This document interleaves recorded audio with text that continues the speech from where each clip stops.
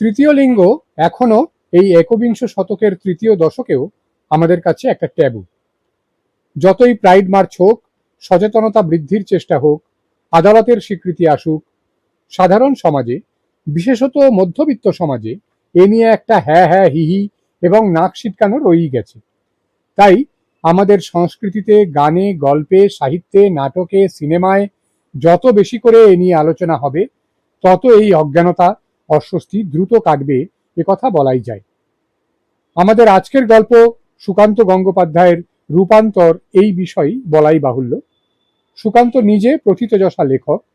তার এই গল্পটি গল্প বিশ্ব এবং এজিসিএএল আয়োজিত 2024 সালের শ্যামল গঙ্গোপাধ্যায় স্মৃতি সম্মান বিজয়ী এবং অ্যান্টোনিম কালেকশনসের বাংলা প্রকাশনা বিভাগ বহমান থেকে প্রকাশিত বর্ষসেরা ছোট গল্প 2024-এ সংকলিত।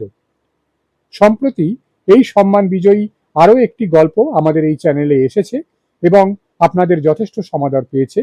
অতএব আসুন এবারে শুনে নেওয়া যাক আজকের গল্প, সুকান্ত গঙ্গোপাধ্যায়ের রূপান্তর, পাঠে আমি রৌহিন।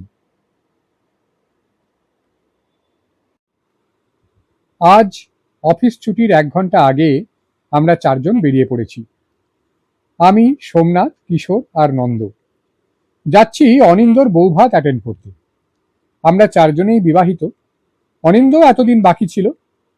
আমাদের কেমিক্যাল কোম্পানি, বড়সড় কিছু না, সাকুল্যে 22 জন স্টাফ। অনিন্দ আমাদের ডিপার্টমেন্টেই কাজ করে, মানে ল্যাবরেটরি ডিপার্টমেন্ট। অনিন্দর বিয়ের দিন আমরা 4 জন যেতে পারিনি, ছুটি দেয়নি বড় কর্তা। আজ 1 ঘন্টা আগে ছুটি চাইতে চট করে রাজি হয়ে গেল।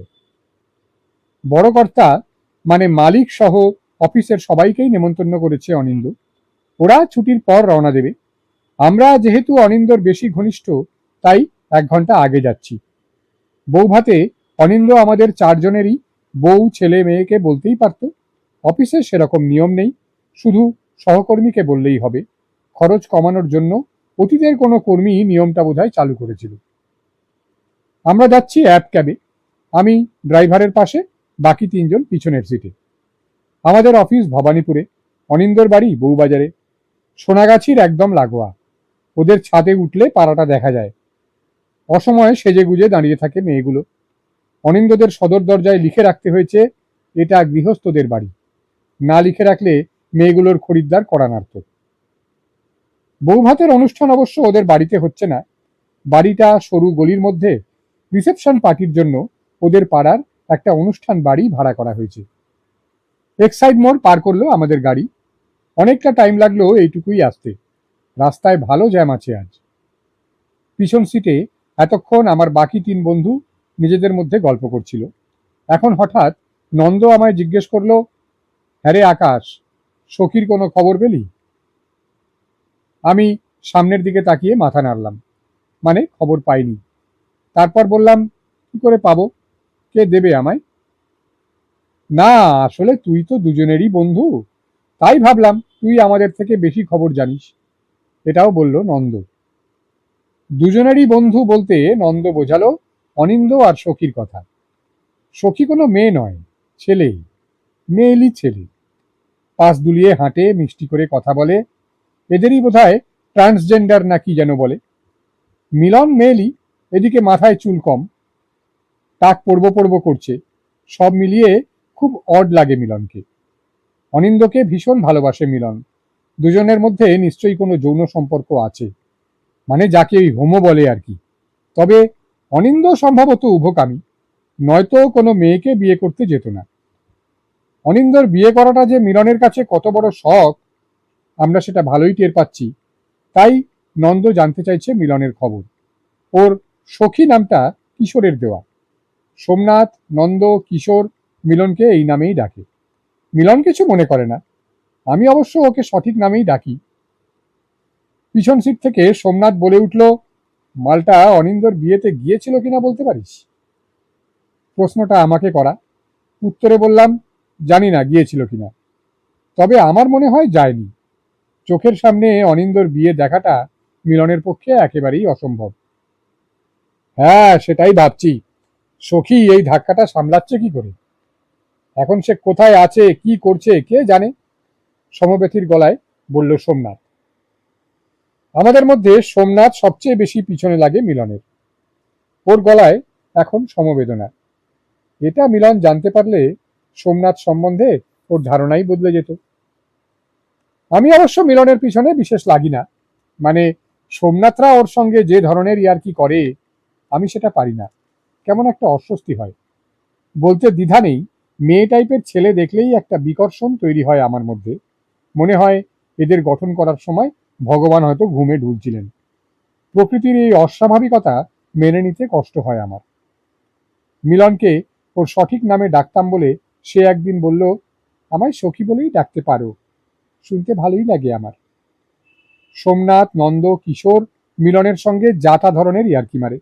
মিলনকে জড়িয়ে ধরে, গালে চুমু খায়, পোশাকের উপর থেকে ওর গোপনাঙ্গে হাত দেওয়ার চেষ্টা করে, বলে, এই দেখি তোরটা আছে না নেই। মিলন লজ্জা পায়, হাসে, কিন্তু আমি ওর লাজুক হাসির পেছনে সহ্য করার কষ্টটা দেখতে পাই। মিলন জানে অনিন্দর সঙ্গে অফিসে দেখা করতে এলে এসব ইয়ার্কি তাকে মেনে নিতেই হবে। কর্মজগতে মিলন কিন্তু আমাদের সকলের থেকে অনেক উপরের লেভেলের। আমরা যেহেতু অনিন্দর বন্ধু, তাই আমাদের সহ্য করে। মিলন বেশ নামি মেকআপ আর্টিস্ট। সিনেমা ও বিজ্ঞাপন লাইনে ও একদম উপরের সারি। ম্যাগাজিনে মাঝে মাঝেই ওর নাম বের হয়। আমাদের থেকে ওর রোজগারও অনেক বেশি। যেহেতু ও মেয়েলি এবং অনিন্দর কারণে আমাদের মাঝে এসে পড়েছে, নন্দ, কিশোর, সোমনাথ ওকে সম্মান করার বদলে হেনস্থা করে। আমি কিছু বলতে গেলে আমাকে বলে, এই তুইও হোমোদের দলে নাম লিখিয়ে নে তো। একদিন আমি মিলনকে আড়ালে পেয়ে বলেছিলাম, তুমি এখানে আসো কেন অনিন্দর সঙ্গে দেখা করতে? অন্য কোথাও দেখা করতে তো পারো, তাহলে সোমনাথদের হাতে তোমাকে এরকম হ্যারাস হতে হয় না। মিলন বলেছিল, কোথায় যাব, সব জায়গাতেই এই এক অবস্থা, এসব আমার গা সওয়া হয়ে গেছে। আমাদের টিফিন আওয়ার্সে মিলন সাধারণত আসে, দাঁড়িয়ে থাকে অফিসের অপোজিট ফুটপাথে। আমরা 5 বন্ধু কেউই বাড়ি থেকে টিফিন আনি না। ওই সময় খেতে বেরোই, বাইরের হাওয়াটাতে মাথাটাও ছেড়ে যায়। উল্টো দিকের ফুটপাথে মিলনকে দেখলে আমরা প্রথমে ওর কাছে যাই। সোমনাথরা রুটিন মাফিক মিলনের পিছনে কিছুক্ষণ লাগে, তারপর মিলন আর অনিন্দ আলাদা কোথাও খেতে চলে যায়, আমরা 4 জন অন্য কোথাও। একদিন টিফিন খেতে বেরিয়ে আমরা 4 জন বেশ চমকালাম। সেদিন অনিন্দ অফিস আসেনি, অথচ অপোজিট ফুটপাথে দাঁড়িয়ে আছে মিলন। কিশোর বলেছিল, এরে, মালটা বোধহয় জানে না অনিন্দ অফিসে আসেনি, চল আজ ওর পয়সাতেই টিফিন করব, রোজ অনিন্দকে খাওয়ায়, আজ আমাদের খাওয়াতে হবে। ওপারে গেলাম। সোমনাথ মিলনকে বলেছিল, কি গো সখী, তুমি জানো না অনিন্দ আজ অফিসে আসেনি? জানি, আমি এসেছি আকাশের সঙ্গে দেখা করতে, ওর সঙ্গে আমার কিছু কথা আছে, বলেছিল মিলন। আমি হালকা করে ধমক দিয়েছিলাম সোমনাথকে, বলেছিলাম, ওকে ছাড়, কি বলতে এসেছে শুনে নি, নিশ্চয়ই জরুরি কোনো দরকার, নয়তো অনিন্দ আসেনি জেনেও এখানে আসবে কেন? সোমনাথ মিলনকে ছেড়ে দিয়ে বলেছিল, ঠিক আছে বস, আজ তুমি আকাশকে খাওয়াও, আরেকদিন আমাদের খাইও, ডিউ রইল। ওরা 3 জন চলে গেল। আমি আর মিলন মোড়ের মাথায় কচুরির দোকানে গিয়ে বসলাম। এই দোকানে হামেশাই অনিন্দ আর মিলন গিয়ে বসে। একদিন আমার চোখে পড়েছিল অনিন্দ খাচ্ছে, উল্টো দিকে বসে রয়েছে মিলন। সে কিছু খাচ্ছে না, এক দৃষ্টিতে তাকিয়ে আছে অনিন্দর মুখের দিকে। একবার রুমাল দিয়ে অনিন্দর কপাল আর গালের ঘাম মুছিয়ে দিল। আমার সঙ্গে যখন আলাদা করে বসতে চাইল মিলন, আমি একটু চিন্তায় পড়েছিলাম। আমার যদি ঘাম মোছাতে আসে মিলন, তখন কি করব? আমার তো এসবে বিরক্ত লাগে, সহ্য হয় না। না, সেরকম কিছুই ঘটেনি। কচুরির দোকানে গিয়েই বসেছিলাম আমরা। মিলন কোনো খাবার নিল না, বলেছিল, আমি ফ্লোরে লাঞ্চ করেই বেরিয়েছি, তুমি খাও, যা ইচ্ছে যত পারো খাও, বিল আমি মেটাবো। বিল যে মিলন দেবে আমি জানতাম, অনিন্দর বিল সব সময় ওই দেয়। কচুরি খেতে খেতে আমি জিজ্ঞেস করেছিলাম, বলো কি বলবে? বিমর্ষ ভঙ্গিতে বলেছিল, অনিন্দর জন্য মেয়ে দেখা হচ্ছে, জানো? না, জানতাম না, তোমার থেকেই শুনলাম এখন, আমি বলেছিলাম। মিলন বলল, ও বিয়ে করলে আমার কি হবে আকাশ? অনিন্দর বউ তো আমায় মেনে নেবে না। না, মেনে নেবে না, তুমি ওর সঙ্গে যেভাবে মেশো কোনো বউই সেটা মানবে না। বলেছিলাম। একটু থেমে তার সঙ্গে যোগ করলাম, তুমি অনিন্দর জীবন থেকে এবার দূরে সরে যাও। অনিন্দরা মধ্যবিত্ত ঘরোয়া ফ্যামিলি, তোমাদের অস্বাভাবিক সম্পর্ক ওদের আত্মীয় স্বজন পাড়া প্রতিবেশী কেউই মেনে নেবে না। আমাদের সম্পর্কটা অস্বাভাবিক হতে যাবে কেন? যে কোনো মেয়ের চেয়ে আমি বেশি ভালোবাসি অনিন্দকে, তোমরাও সেটা বোঝো। মিলনের কথার উত্তরে বলেছিলাম, আমরা বুঝলে তো হবে না, সমাজকে বুঝতে হবে। আর তুমি ভালো করেই জানো সমাজ কোনোদিন তোমাদের রিলেশনকে অ্যাকসেপ্ট করবে না। একটা না একটা সময় সরে আসতেই হবে। এখন সেই সময়টা হয়েছে। বেশ কিছুক্ষণ মাথা নিচু করে বসে রইল মিলন। আমার খাওয়া তখন প্রায় শেষ। হঠাৎই মুখ তুলে মিলন বলেছিল, আকাশ, তুমি তো জানো প্রেম চিরকালই অন্ধ হয়। অনিন্দর থেকে সরে যেতে হবে জেনেও আমি ক্রমশ জড়িয়ে পড়েছি ওর প্রেমে। ওকে আর আমি ছাড়তে পারবো না। তুমি কিছু একটা ব্যবস্থা করো। তার বদলে তুমি আমার কাছে যা চাইবে তাই দেব। এমনিতেই এই ধরনের সাবজেক্ট নিয়ে কিছু বলতে আমার ভালো লাগে না, মন বিক্ষুব্ধ হয়। তাই একটু রূঢ়ভাবেই মিলনকে বলেছিলাম, তুমি আমায় টাকার লোভ দেখাচ্ছ মিলন, তাতে কোনো লাভ হবে না। সমাজের আর 5 জনের মতো তোমাদের সম্পর্কটা আমি একেবারেই পছন্দ করি না। এতটাই অপছন্দ আমার যে বিশাল টাকা দিয়ে সেটাকে বদলানো যাবে না। করুণ মুখে আমার দিকে চেয়ে মিলন বলেছিল, তোমার অপছন্দ বলেই আমার ভালোবাসাটা মিথ্যে হয়ে গেল তা তো নয়। বলার পর টেবিলে রাখা আমার বাঁ হাতটা ওর দু হাতে জড়িয়ে নিয়ে মিলন বলেছিল, বিয়েটা তুমি আটকাও আকাশ, একমাত্র তুমিই পারবে, নয়তো আমি শেষ হয়ে যাব। আমি ততক্ষণে আমার বাঁ হাতটা ওর হাত থেকে ছাড়িয়ে নিয়েছি। কেমন যেন গায়ে টিকটিকি পড়ার অনুভূতি হচ্ছিল। জানতে চেয়েছিলাম, তুমি কি করে বুঝলে আমি বিয়ে আটকাতে পারবো? অনিন্দ আমার কথা কেন শুনবে? মিলন বলেছিল, আমি অনিন্দর সঙ্গে কথা বলে বুঝতে পারি বন্ধুদের মধ্যে ও তোমায় কতটা মানে। তোমার বুদ্ধি বিবেচনার উপর বিরাট ভরসা করে অনিন্দ। কথাটা শেষ করে আবারও আমার হাত ধরতে যাচ্ছিল মিলন। চেয়ার ছেড়ে উঠে পড়ে আমি বলেছিলাম, চলো যাওয়া যাক, টিফিন আওয়ার্স শেষ হতে চলল। কচুরির দোকান থেকে বেরিয়ে আসার সময় মিলন আবারও আমায় বলেছিল, প্লিজ আকাশ, তুমি ওকে বোঝাও, আমার অবস্থাটা একবার বোঝার চেষ্টা করো।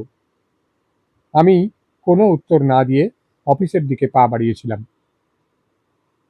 পরের দিন অনিন্দ অফিসে এলো। টিফিন টাইমে ওকে নিয়ে আলাদা হয়ে গেলাম। সোমনাথদের বলেছিলাম গুজরাটি দোকানে যাচ্ছি, বউয়ের জন্য ধোকলা নিয়ে যেতে হবে, ওখানেই খেয়ে নেবো আমরা। সোমনাথরা চলে গেল পাঞ্জাবি ধাবায়। ওরা ধোকলা ধোসা জাতীয় খাবার পছন্দ করে না। আমি অনিন্দ এলাম গুজরাটি দোকানে।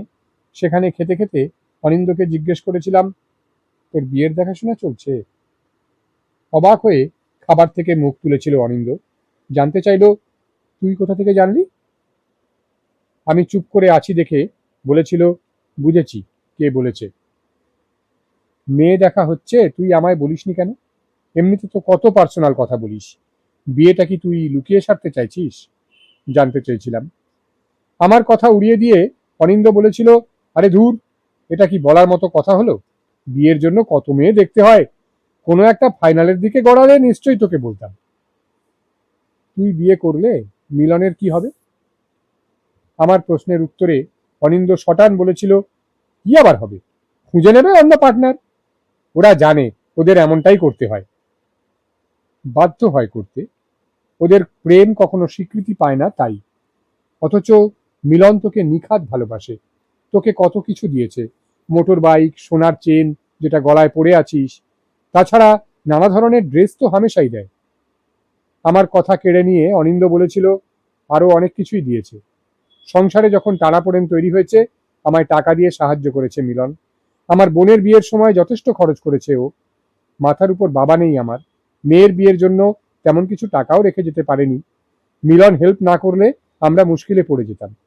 তবে আমি যেমন ওর থেকে অনেক কিছু নিয়েছি, তার বদলে সঙ্গও তো দিয়েছি।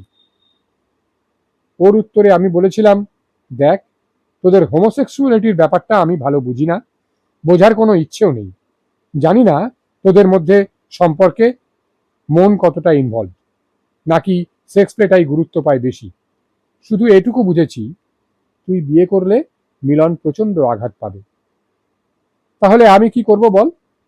মায়ের বয়স হয়েছে, সংসারের সব কাজ একা আর সামলাতে পারে না, বয়স আরো বাড়বে, মাকে দেখার একজন লোক চাই, কাজের লোকের উপর এসব দায়িত্ব দেওয়া যায় না। মা বা কাছের আত্মীয় স্বজনেরা বহুদিন ধরেই বিয়ে করার কথা বলে আসছে আমাকে। মা আবার নাতি নাতনির মুখও দেখতে চায়, যেমন সব মা বাবারাই চায়। বিয়ে না করলে এসব তো সম্ভব নয়, এগুলো মিলনকে বুঝতে হবে। আমি তো বলছি না মিলনের সঙ্গে আর কোনো সম্পর্ক রাখবো না, রিলেশন থাকবে, তবে আগের মতো নয়। হুটহাট বাড়িতে চলে এলে হবে না, বউয়ের সামনে আমার সম্বন্ধে এমন কিছু বলা যাবে না বা করা যাবে না যা থেকে কোনো সন্দেহ তৈরি হয়। মোট কথা, যেন বউ কোনোদিন না বলে তোমাদের সম্পর্কটা আমার ঠিক নর্মাল লাগছে না। অনিন্দর বলা শেষ হতে আমি ওকে বলেছিলাম, তুই একটা জায়গায় গন্ডগোল করে ফেলছিস। তোর বিয়ে হোক এটাই চায় না মিলন, ওর মনে হচ্ছে দখল হয়ে যাচ্ছে ওর জায়গা। অনিন্দ বলেছিল, তুই অত ভাবিস না, আমি মিলনের সঙ্গে কথা বলে গোটা ব্যাপারটা সেট করে নেব। আমি আর সত্যি বিষয়টা নিয়ে মাথা ঘামাইনি। এসব জটিল ব্যাপারে মাথা ঘামিয়ে কি লাভ? এতে আমার কোনো উপকারও হবে না, সমাজেরও না। হোমরা হোমদের সমস্যা নিয়ে থাকুক। খুব বেশি দিন ওদের ব্যাপারটা এড়িয়ে থাকা গেল না। সপ্তাহখানেকের মধ্যে একটা কল এলো আমার মোবাইলে। আমি তখন অফিসে। পুরুষ কণ্ঠ। আমি আকাশ চ্যাটার্জি কিনা জেনে নিয়ে বললেন, অনিন্দ বসু তো আপনার কলিগ? হ্যাঁ, কেন? অপর প্রান্ত বললেন, অনিন্দ নিশ্চয়ই আপনার পাশেই বসে আছে, যদি থাকে আপনি একটু দূরে চলে যান। সবচেয়ে ভালো হয় যদি অফিসের বাইরে গিয়ে দাঁড়ান, আপনার সঙ্গে আমার জরুরি কিছু কথা আছে। আমি বলেছিলাম, সে না হয় যাচ্ছি, কিন্তু আপনার পরিচয়টা তো দিন আগে। আমি একজন কন্যাদায়গ্রস্ত পিতা, আপনার উপর নির্ভর করছে আমার পরিবারের ভালো মন্দ। আপনি প্লিজ বাইরে যান, তারপর বাকিটা বলছি। ভদ্রলোকের কথা মতো ফোন না কেটে অফিসের বাইরে ফুটপাতে এসে দাঁড়ালাম। মোবাইল কানে তুলে বলেছিলাম, হ্যাঁ এবার বলুন। ভদ্রলোক যা বললেন তা মোটামুটি এরকম, ওর মেয়ের সঙ্গে অনিন্দর সম্বন্ধ প্রায় পাকা, ওরা থাকেন বৈদ্যবাটিতে। দুদিন আগে একটা ফোন আসে ওর মোবাইলে। একটি পুরুষ কণ্ঠ জানায়, অনিন্দর বিবাহিত মেয়ের সঙ্গে প্রেম আছে। আপনারা এই বিয়েতে ভুলেও এগোবেন না। ভদ্রলোক এতদূর বলার পর আমি জিজ্ঞেস করেছিলাম, যে ফোন করেছিল খুব মিষ্টি করে কথা বলছিল কি? আসলে আমি জানতে চাইছিলাম মেয়েলি গলার কোনো পুরুষ ফোন করেছিল কিনা, মানে আমার সন্দেহ মিলনকে। মেয়েলি কণ্ঠ এই জন্যই বলিনি, পাত্রীপক্ষ তাতে অনিন্দর সমকামী জীবনের আঁচ পেয়ে যেত। আমার প্রশ্নের উত্তরে ভদ্রলোক কিন্তু উল্টো কথা বললেন। না, পুরুষটি মিষ্টি করে কথা বলেনি, বরং একটু যেন শাসাচ্ছিল। অনুমান ঘেঁটে গেল। ভদ্রলোক ফের ওই লোকটিকে বলেছিলেন, আপনি যে সত্যি কথা বলছেন তার প্রমাণ কি আছে? এমনও তো হতে পারে অনিন্দ বা ওদের ফ্যামিলির সঙ্গে আপনার কোনো শত্রুতা আছে, তাই আপনি বিয়েতে ভাঙচি দিচ্ছেন। তখন লোকটি নাকি আমার ফোন নাম্বার দিয়ে বলে, এটা আকাশ চ্যাটার্জির নম্বর। আকাশ অনিন্দর কলিগ, একই ডিপার্টমেন্টে কাজ করে। আকাশকে ফোন করলেই আপনি জানতে পারবেন অনিন্দর অন্য কোনো রিলেশন আছে কিনা। আমি বুঝে গেলাম ফোনটা মিলন না করে অন্য কাউকে দিয়ে করিয়েছে। আমার ফোন নাম্বার ওর কাছে আছে, আর মিলন ধরে নিয়েছে আমি নিশ্চয়ই ওর ফেভারেই কথা বলবো। আমি কিন্তু বলিনি। মেয়ের বাবাকে বলেছিলাম, জানি না কে আপনাকে ফোন করেছিল, আমার ফোন নাম্বার কোথা থেকে পেলো তাও বুঝতে পারছি না, তবে এটুকু আমি গ্যারান্টি দিয়ে বলতে পারি অনিন্দর সঙ্গে কোনো মেয়ের অ্যাফেয়ার নেই। ভদ্রলোক নিশ্চিত হলেন। আমাকেও পুরোপুরি মিথ্যে বলতে হলো না। অনিন্দর অ্যাফেয়ার আছে পুরুষের সঙ্গে, অর্থাৎ মিলন। বায়োলজিক্যালি সে পুরুষ। আমি অনিন্দর পক্ষ নিয়েছিলাম এই কারণে, প্রকৃতির অসংলগ্নতায় আমার বিশ্বাস নেই। এই সুযোগে অনিন্দর জীবনটা স্বাভাবিক ছন্দে ফিরিয়ে আনা যাবে। আর অনিন্দর মায়ের কথাও মাথায় ছিল। সত্যিই তো কাকিমার বয়স হয়ে যাচ্ছে, ওকে দেখাশোনার জন্য একটা নিজের লোক অবশ্যই দরকার। ভদ্রলোকের সঙ্গে যা কথা হলো, ডিপার্টমেন্টে ফিরে গিয়ে অনিন্দকে সব বলেছিলাম। অনিন্দ বলল, সেদিন ওকে অত করে বোঝালাম, এখনো কাঠি করে যাচ্ছে। আমি বলেছিলাম, তুই বোঝানোর আগেই হয়তো কাঠিটা করেছিল, এফেক্ট এলো আজকে। হুম, ব্যাপারটা ভালো করে জানতে হবে। তেমন বুঝলে আবার বসতে হবে মিলনের সঙ্গে, চিন্তাক্লিষ্ট মুখে বলেছিল অনিন্দ। তারপর প্রায় 3 মাস কেটে গেছে। মিলন আসা বন্ধ করে দিয়েছে টিফিন টাইমে। সোমনাথ, কিশোর, নন্দ বারবার জিজ্ঞেস করেছে অনিন্দকে, সখী আসছে না কেন? অনিন্দ কখনো বলেছে কাজের চাপ যাচ্ছে ওর, কখনো বা অজুহাত দিচ্ছে সিনেমায় শুটিং এর জন্য বাইরে গেছে। আমি একটা কথাও জিজ্ঞেস করিনি। আন্দাজ করে নিয়েছিলাম মিলনকে দূরে সরিয়ে রাখতে পেরেছে অনিন্দ। এই বিয়ের ব্যাপারে আমি এতটাই উদাসীন ছিলাম যে অনিন্দকে জিজ্ঞেস করিনি যে ভদ্রলোক আমায় ফোন করেছিল তার মেয়েকেই সে বিয়ে করেছে কিনা। মিলনের জন্য অবশ্য আমার চিন্তা হয়, ছেলেটা কোথায় গেল, কেমন আছে। অনিন্দর ভার্সন মতো সে কি অন্য পার্টনার খুঁজে নিল? সেন্ট্রাল এভিনিউ ক্রস করছে আমাদের গাড়ি। এসেই গেলাম প্রায়। পিছন সিট থেকে কিশোর বলে, এই আকাশ, এদের বিয়েতে মেয়েটেদের ভিড় থাকবে কেমন? তা আমি কি করে জানবো, বললাম আমি। সোমনাথ বলল, না তুই তো অনিন্দর একটু বেশি বন্ধু, তোর জানা উচিত। আমি শুধু জানি আমাদের 4জনেরই বউ আছে, কোনো মেয়েকে পটালে রিলেশনটা কন্টিনিউ করার ধক নেই। আমার বলার পরে নন্দ বলে ওঠে, অনিন্দর বউ ভাতে মেয়েবাজি করাটাই বেশ ঝুঁকি আছে। মেয়েদের ভিড়ে পাশের পাড়ার মেয়েরাও মিশে থাকতে পারে। পিছনে বসা 3জন একসঙ্গে হেসে ওঠে। পাশের পাড়া বলতে ওরা সোনাগাছির কথাই বলছে। এদের বয়স হলো, চ্যাংড়ামোগুলো গেল না। পৌঁছে গেলাম বিয়ে বাড়ির গেটে। থার্মোকলের বোর্ডে লেখা আছে, অনিন্দ ওয়েটস মধুমিতা। চাঁদা তুলে এক ক্যাবের ভাড়া মেটালাম আমরা। অনুষ্ঠানের বাড়িটা দোতলা। গেট থেকে গোটা বাড়ি এলইডি বাল্ব দিয়ে সাজানো হয়েছে। আকাশে এখনো শেষ বিকেলের আলো, তাই টুনি বাল্বগুলো পুরো তেজ দেখিয়ে উঠতে পারছে না। সাউন্ড সিস্টেমে সানাই বাজছে। আমরা 4জন গেট পেরিয়ে ঢুকে পড়লাম। ফুল পাতা দিয়ে সাজানো হয়েছে চারপাশ। এত সব আয়োজন দেখে মনে হলো মিলন দূরে সরে গিয়ে ভালোই করেছে। এত কিছু ওর সহ্য হতো না। বিয়ে বাড়িতে এখনো তেমন লোকজন নেই। আমরা অনেক আগেই চলে এসেছি। সামনে এক ভদ্রলোককে ব্যস্ত সমস্ত হয়ে যেতে দেখে কিশোর জিজ্ঞেস করলো, দাদা অনিন্দ কোথায়? লোকটি বলল, উপরে উপরে দোতলায়। আমরা সিঁড়ির দিকে এগোলাম। দোতলায় এসে চোখে পড়লো না অনিন্দকে, কাকিমাকেও দেখছি না। উপরের দুটো ঘরের একটায় চাক বেঁধে আছে মেয়েদের ভিড়। আমার 3 বন্ধু এগিয়ে গেল সেদিকে। আমি দাঁড়িয়ে রইলাম। ভিড়ের কাছে পৌঁছে গেছে 3জন। ওরা বিশেষ কিছু একটা দেখেছে। কিশোর খুব উত্তেজিতভাবে হাতের ইশারায় ডাকছে আমাকে। আমি এগিয়ে গেলাম। ভিড়ের পিছনে দাঁড়িয়ে যা দেখলাম, মাথা টলে গেল আমার। মিলন নতুন বউকে সাজাচ্ছে, তুলি দিয়ে আঁকছে ভ্রু। কিশোর হঠাৎ ভিড়ের মেয়েদের উদ্দেশ্যে বলে ওঠে, এই দেখি দেখি, আমাদের একটু জায়গা দাও, বউকে দেখি।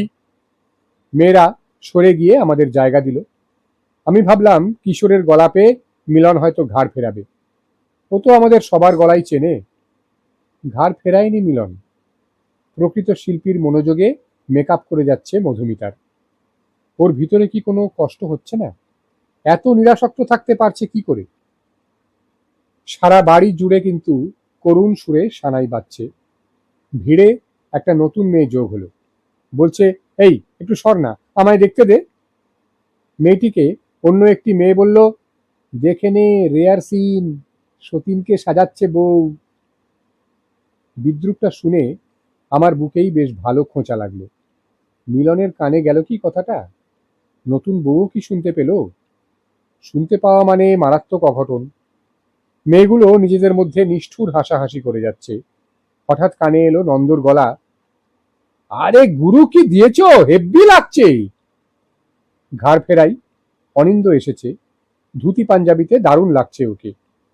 অনিন্দ আমাদের বলে, যাক তোরা এসে গেছিস, অনেক টেনশন কমে গেল ভাই। বলার পর অনিন্দ ভিড়ের দিকে তাকিয়ে বলল, ওরে তাড়াতাড়ি কর, লোক আসতে শুরু করেছে, কখন সাজানো শেষ হবে তোদের? আমরা 4জন অনিন্দর পাশে গিয়ে দাঁড়ালাম। সোমনাথ অনিন্দকে বলল, সখী তো দেখছি এখনো তোকে সার্ভিস দিয়ে যাচ্ছে, বউ সাজিয়ে দিচ্ছে তোর। আমরা তো ভেবেছিলাম মালটা তোর লাইফ থেকেই কেটে গেছে। নন্দ বলে ওঠে, সোনার ডিম দেওয়া হাঁস অত সহজে কেউ কাটিয়ে দেয়? কোণে সাজাতে আজকাল 20-25 হাজার লাগে। অনিন্দ টাকাটা পুরো বাঁচিয়ে নিল। এই ফালতু বকিস না তো। বন্ধু যদি এত নাম করা মেকআপ আর্টিস্ট হয়, আমি কেন অন্য কাউকে ডাকতে যাব? তখন আবার এই মিলনই মেকআপের নানা দোষ ত্রুটি ধরবে। অনিন্দর পুরো কথাটা শুনলই না তিনজন, কারণ এক ভীষণ সুন্দরী চৌকাট ডিঙিয়ে এ ঘরে ঢুকেছে। তিনজনের চোখ এখন লেহেঙ্গা চলি পরা মেয়েটার দিকে। আমি অনিন্দর গা ঘেঁষে দাঁড়ালাম, গলা নামিয়ে বললাম, এই কাজটা মিলনকে না দিলেই পারতিস, নিশ্চয়ই বেচারার খুব কষ্ট হচ্ছে। তা আমি কি করব? ওই তো জোর করলো আমাকে, বলল বউ ভাতের দিন আমি সাজাবো নতুন বউকে। বিয়ের দিনের ফটো তো দেখলাম, কি বাজে সাজিয়েছিল ওরা। এত করে বলছে দেখে রাজি হয়ে গেলাম, রাজি না হলে যদি কোনো সিন করে। গলা খাদে রেখে উত্তর দিল অনিন্দ। এবার গলার স্বর স্বাভাবিক টোনে এনে বলল, তুই একটু তাড়া দে তো মিলনকে, বহুত দেরি করছে, আমি যাই, অন্য অনেক কাজ আছে। অনিন্দ ঘর ছেড়ে চলে গেল। এই একটু জায়গা করে দাও বলে আমি ভিড় ভেদ করে মিলনের কাছে পৌঁছালাম। মিলন এখনো মগ্ন হয়ে আছে সাজানোতে। ওর কানের কাছে মুখ নিয়ে গিয়ে বললাম, এবার শেষ করো, গেস্টরা সব ঢুকতে শুরু করেছে। আমার দিকে তাকিয়ে অদ্ভুত একটা হাসি হাসল মিলন। হাসিতে এক ফোঁটা আলো নেই। বলল, এই তো হয়ে গেছে, আর একটুখানি। আমি পিছিয়ে এসে দাঁড়িয়ে রইলাম। 2 মিনিটের মধ্যেই শেষ হলো সাজানো। নতুন বউয়ের কানের দুপাশে হাত দিয়ে মুখটা ভালো করে দেখল মিলন। তারপর ওর পাশে থাকা একটা বড় সাইজের হাত আয়না তুলে মধুমিতার সামনে ধরে বলল, দেখো তো ভাই, নিজেকে চিনতে পারো কিনা? আয়নায় নিজেকে দেখে এতই অবাক হয়েছে নতুন বউ, ঠিকমতো খুশি প্রকাশ করতে পারছে না। আয়নাটা বউয়ের হাতে ধরিয়ে দিয়ে উঠে এলো মিলন। সন্ধ্যের পাতা ঝরা গাছের মতো নিঃস্ব লাগছে ওকে। পায়ে পায়ে আমার সামনে এলো। আমি গলা নামিয়ে বললাম, সাজানোর দায়িত্বটা না নিলেই কি চলছিল না? মিলন মুখ তুলল, ছলছল করছে ওর চোখ। বলছে, আমি কাছ থেকে দেখতে চেয়েছিলাম মধুমিতাকে, আমার চেয়ে কি বেশি আছে ওর।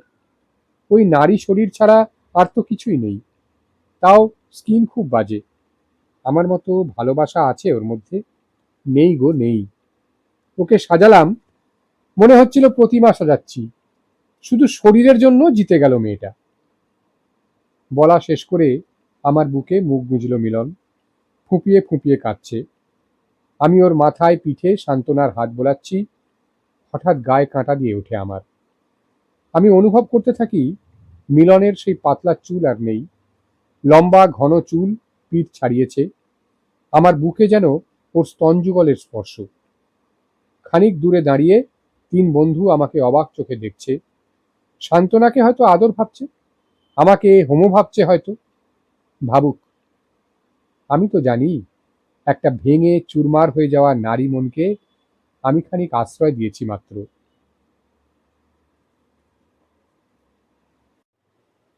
এতক্ষণ সুকান্ত গঙ্গোপাধ্যায়ের ছোট গল্প রূপান্তর শুনছিলেন আমার কণ্ঠে। কেমন লাগলো জানাতে চাইলে মন্তব্যের বাক্সে কিংবা ফেসবুকের পাতায় চলে আসুন নির্দ্বিধায়, আমরা অপেক্ষা করে আছি।